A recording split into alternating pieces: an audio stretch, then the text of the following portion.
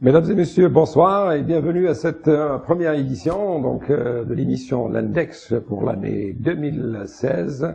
Bonne année, meilleurs vœux, santé et prospérité pour tout le monde. Et je profite de cette occasion pour vous remercier à nouveau de votre fidélité. Merci à tous ceux et celles qui nous font l'amitié de nous suivre sur radio-imarab.ca et donc ceux aussi qui visitent notre page web sur Facebook. Continuez à le faire, ça nous fait énormément plaisir. Nous vous en remercions énormément.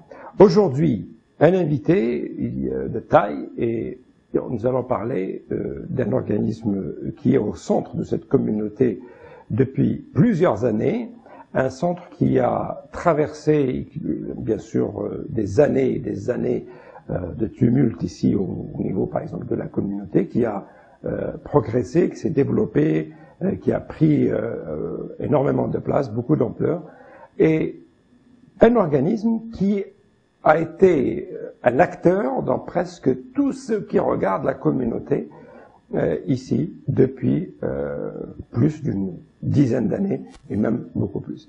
Aujourd'hui, nous avons donc avec nous Monsieur Adel Roulamla, qui est le président du CCA. Monsieur Roulamla, bonsoir. Bonsoir. Merci à Texaha d'avoir accepté notre invitation. Une autre année donc qui s'achève pour vous, dans l'histoire du CCA, une année qui a été encore une fois marquée par énormément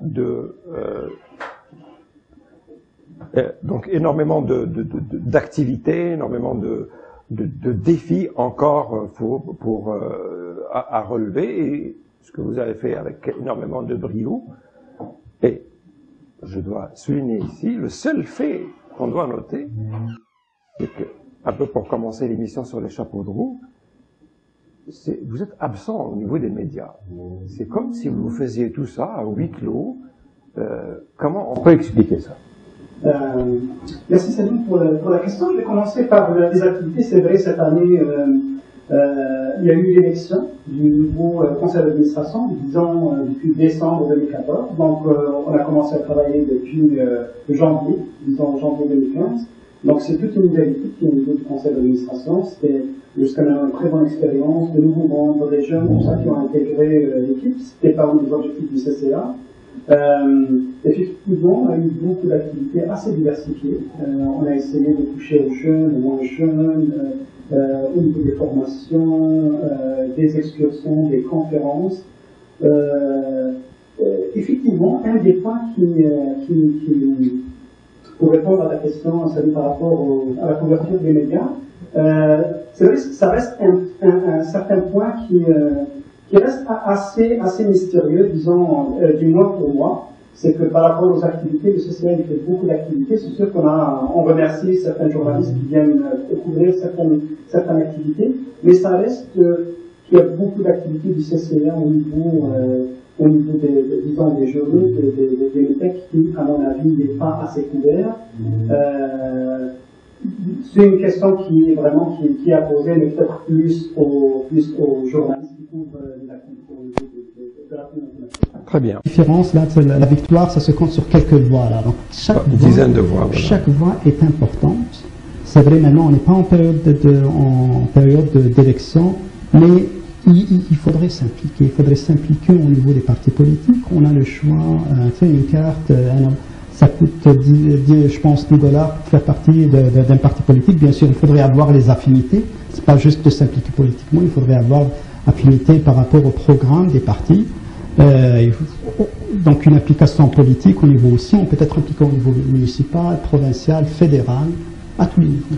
Mais Adel, est-ce que aujourd'hui, en 2016, est-ce qu'on va garder les mêmes objectifs, c'est-à-dire à savoir que sensibiliser les gens à aller voter? Est-ce qu'on n'est pas arrivé à une autre étape où il faut aujourd'hui travailler en tant que communauté pour avoir nos propres candidats, et pas des candidats seulement, c'est-à-dire qui sont utilisés comme des poteaux, ça dans des comtés qui ne seront jamais gagnés par ces candidats-là, mais c'est-à-dire faire élire des députés, que ce soit à la Chambre des communes ou à l'Assemblée nationale ici au Québec, et et qui vont être justement, non pas les porte-parole de la communauté musulmane, mais au moins avoir une certaine représentation de cette communauté-là dans ces hauts lieux de la démocratie canadienne. C'est important d'arriver à ce point-là. Moi, honnêtement, Salim, moi je le vois comme un objectif à moyen terme, pas à court terme. Moi, je pense qu'on est rendu à un point où participer aux élections, je pense qu'à un certain moment, ça devrait être un acquis, on n'en discute plus. Donc, on va s'en parler, bien sûr, quand les élections vont être là. Mais je pense que dans l'esprit de la plupart du monde, c'est quelque chose de très important qu'il faudrait le faire. Je pense maintenant l'important c'est de s'impliquer au niveau des partis politiques. Si on veut avoir des candidats sérieux qui vont défendre les intérêts de la communauté et qui vont être placés dans des comtés où ils ont des chances, il faudrait s'impliquer au niveau des partis politiques. Donc nous on va essayer de travailler sur ce terrain-là pour les années à venir. Aujourd'hui, justement, quand on voit les gens lever comme ça, victoire un peu partout, suite à la victoire écrasante des libéraux et tout ça, et on voit aujourd'hui le ministre de la Défense canadien, il est d'une communauté religieuse, c'est-à-dire sikh et tout ça, donc cette chose-là, c'est possible, ce n'est pas du rêve. Et puis, on peut apporter des turbans, apporter des barbes, etc., avoir un bagage culturel et religieux tout à fait différent de ce qu'on appelle les WASP, les White Anglo-Saxon Protestants ici et tout ça.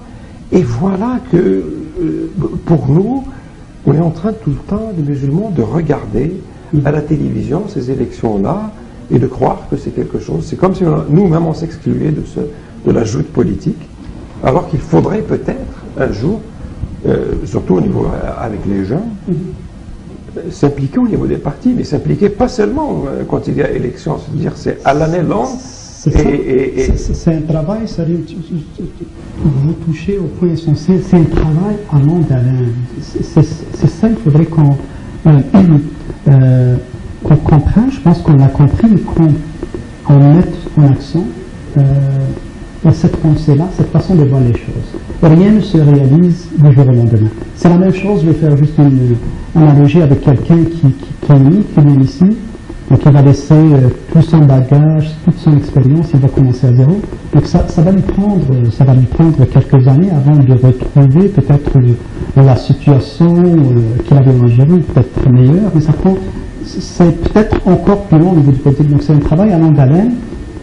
Et je me rappelle, pendant les élections fédérales, on a eu un candidat d'origine italienne, ses arrière-grands-pères qui étaient d'origine italienne.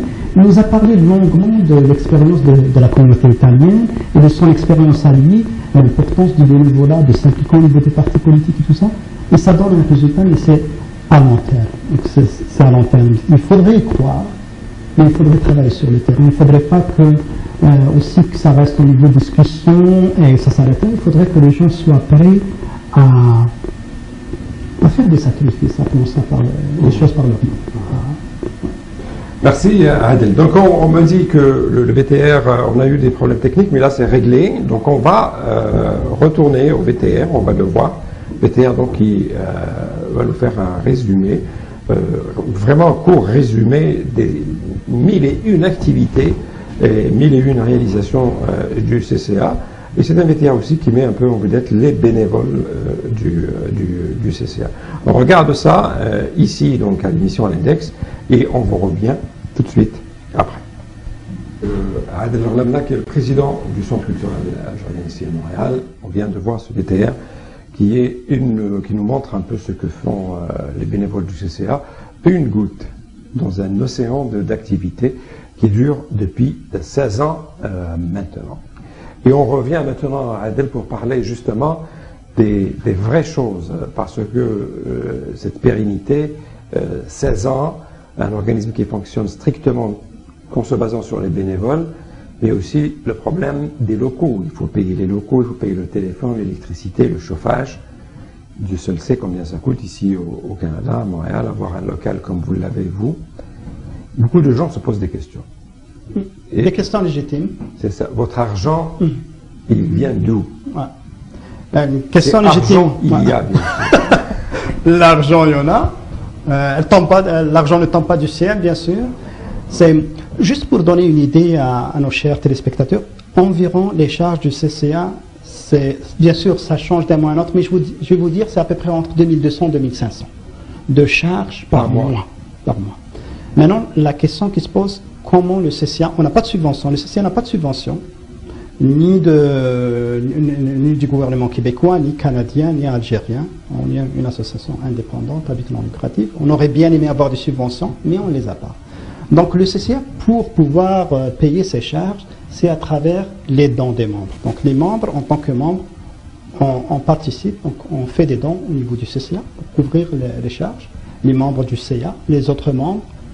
Il y a aussi des dons des gens, des fois qu'on ne connaît pas. On a donc sur notre site ccacanada.org bénévole, donc il y a un bouton don. Donc des fois des gens qu'on ne connaît pas qui font des dons. Donc on les remercie infiniment. Mais aussi le gros de l'argent vient des activités qu'on fait, les formations. Les formations qu'on donne, c'est donné par des enseignants bénévoles. Ils le font d'une manière bénévole. C'est des gens qui ont des expertises, qui ont l'expertise dans leur domaine et qui viennent bénévolement au niveau du CCA donner des formations. Des formations, des fois, souvent, qui durent 10 séances. Ça veut dire à peu près 30 heures. Rajouter à cela les préparations qu'ils font chez eux. Tout ça, ils le font gratuitement, donc on les remercie et le CCA est vraiment dépend de ces formations-là. Donc ces formations-là, on demande une participation aux gens. Ça dépend des activités, des formations, des fois $80, $100, ça dépend. Donc ce revenu-là permet de payer une partie aussi des frais du centre. L'autre partie provient des cours d'arabe. Donc le CCA offre depuis quelques années des cours d'arabe. Juste une journée, le dimanche, donc il y a la matinée et l'après-midi aussi, c'est une autre source de revenus pour le CCA. Donc ça permet de couvrir d'autres frais. Et aussi, une autre source, c'est les excursions. Des fois, dans certaines excursions, pas toutes, on a des bénéfices, donc ça nous permet aussi de couvrir des frais, donc les frais du CCA. Donc, et Adel, un peu on le fait pratiquement chaque émission, la question qui tue. Est-ce que vous avez des gens qui ont déjà bénéficié des services du CCA et qui, une fois sortis un peu de la déchéance, de la détresse, de la misère, etc., sont revenus pour participer au financement du CCA d'une manière ou d'une autre? On croit, on le dit, on le répète, il faudrait qu'on apprenne à retourner l'ascenseur. L'ascenseur ne revient pas tout seul, il faut le retourner. Donc quelqu'un vous envoie l'ascenseur, c'est important de le retourner. Et c'est sûr, n'importe quel organisme qui a des ressources limitées dépend en quelque sorte de cet ascenseur qui normalement devrait retourner un jour à un autre quand l'organisme on en a besoin. Ça arrive, Salim, je ne te dis pas que ça n'arrive pas, mais on aurait espéré que ça arrive plus souvent, parce que le CCA a offert beaucoup de services. Il y a pas mal de gens qui ont trouvé directement, indirectement un emploi à travers le CCA. Et on serait très content que les gens qui profitent de ces services-là, bien sûr, réussissent dans leur carrière professionnellement, mais qu'ils pensent, pas au niveau du CCA, mais aussi à la communauté, aux gens qui vont passer par les mêmes étapes qu'eux, en offrant leur connaissance, leur expertise, une formation, un atelier de 2 heures. Moi, je parlais tout à l'heure des formations, mais il y a aussi des gens qui offrent des ateliers. Ça peut être un atelier de 2 ou 3 heures. Ça peut être juste un conseil qui va permettre à un nouvel arrivant d'éviter certaines erreurs que les autres ont fait.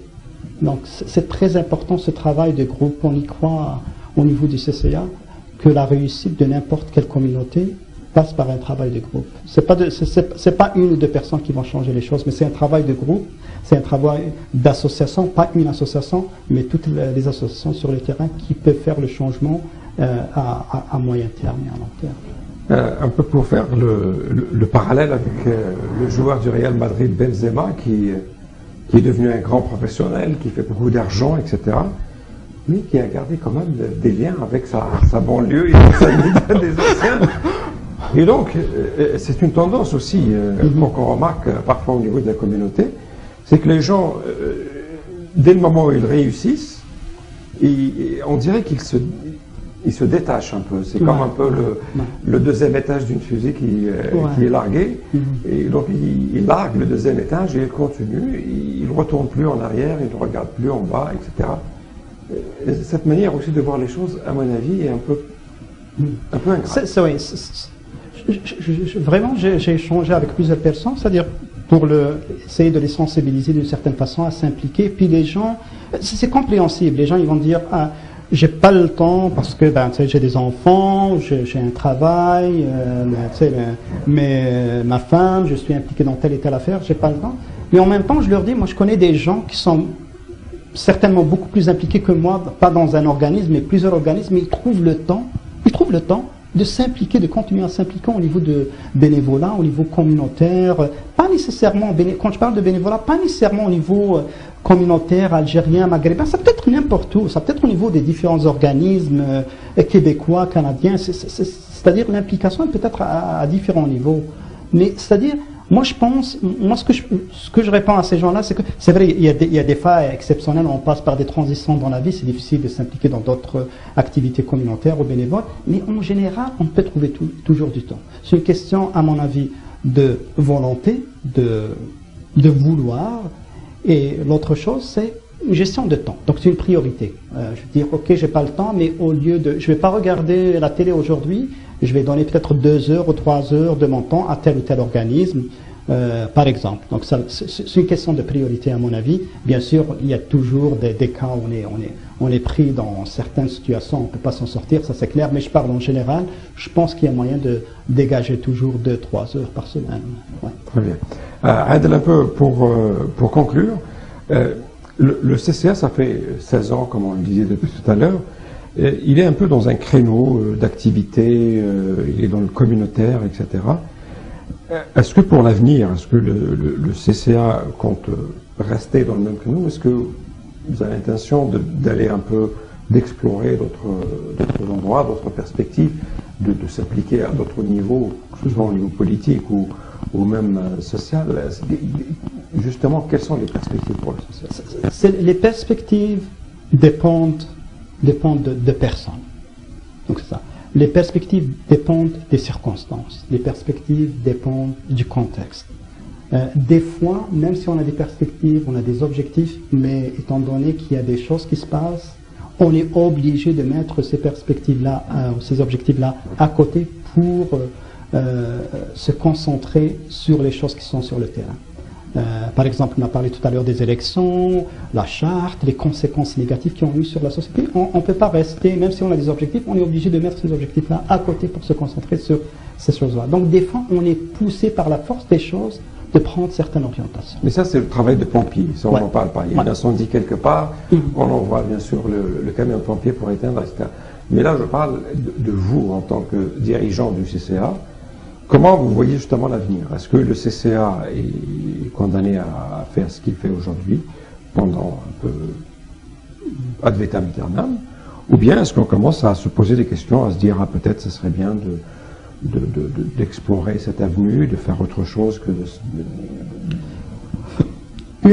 c'est difficile parce que le problème qui se pose au niveau j'imagine pas juste le CCA, au niveau des organismes, ça dépend aussi des ressources et des bénévoles, parce que on ne peut pas réaliser des objectifs si on n'a pas les ressources nécessaires. Donc, ça ne veut pas dire que le CCA n'a pas de ressources, au contraire, on a des ressources, on a des bénévoles qui sont très engagés, mais nos perspectives et nos objectifs vont dépendre de nos ressources. On a appris à travers le temps, à travers l'expérience, d'être réaliste et d'avoir des objectifs modeste, mais avec le plus grand impact possible.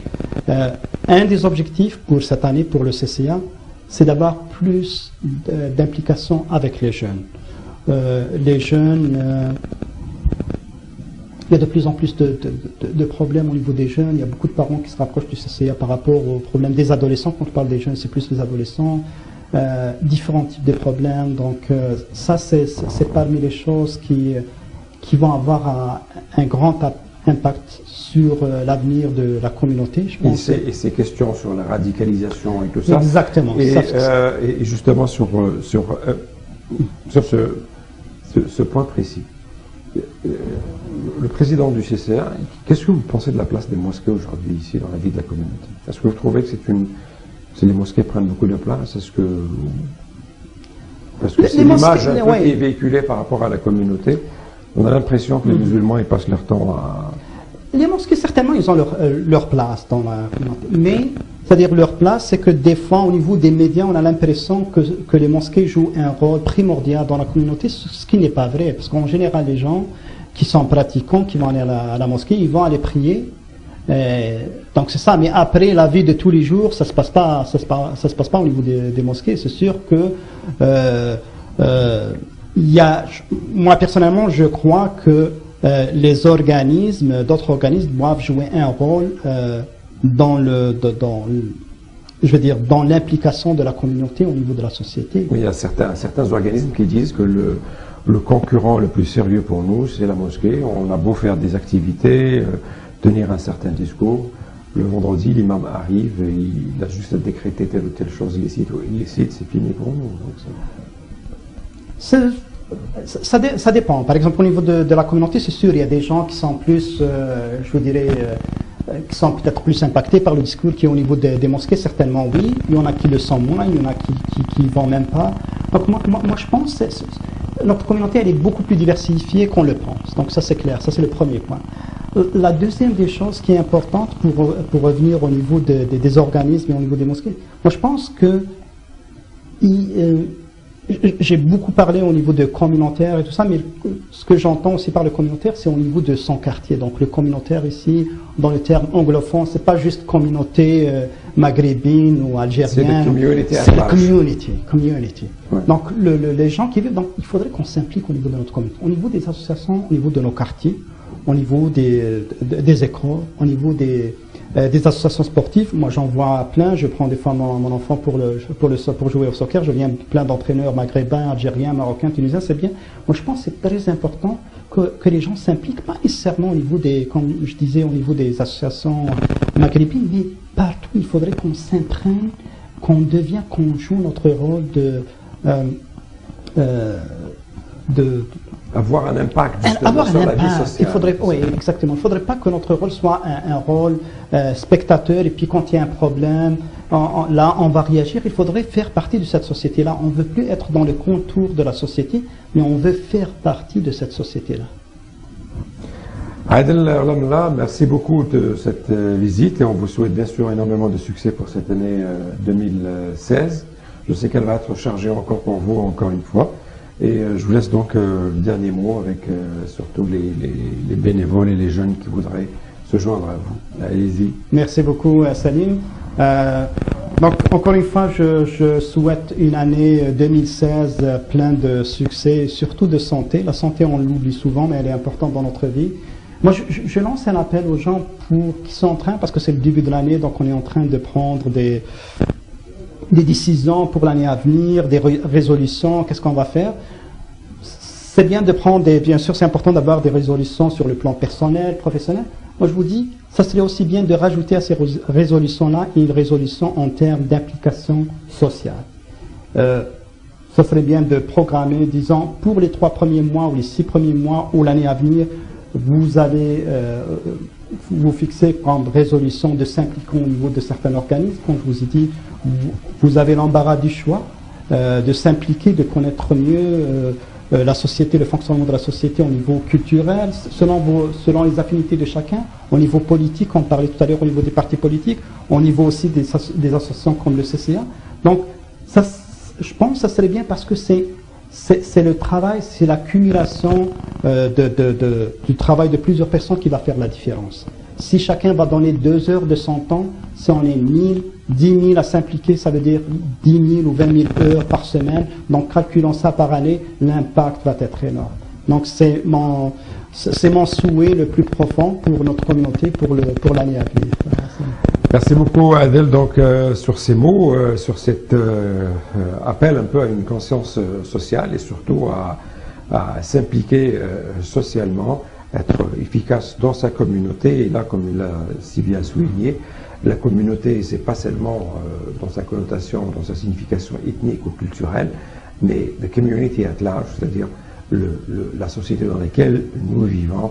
Ça peut être le quartier, ça peut être le village, ça peut être cette communauté-là, elle a besoin de nous en tant qu'individus. Nous, on a besoin de cette communauté-là aussi. S'impliquer socialement, c'est certainement, comme l'a dit Ayadel, l'une des choses les plus merveilleuses qui puisse arriver à quelqu'un dans sa vie. Quant à nous, pour l'émission L'Index, on vous donne rendez-vous la semaine prochaine. Et comme d'habitude, d'ici là, gardez le sourire. Merci et au revoir. Voilà.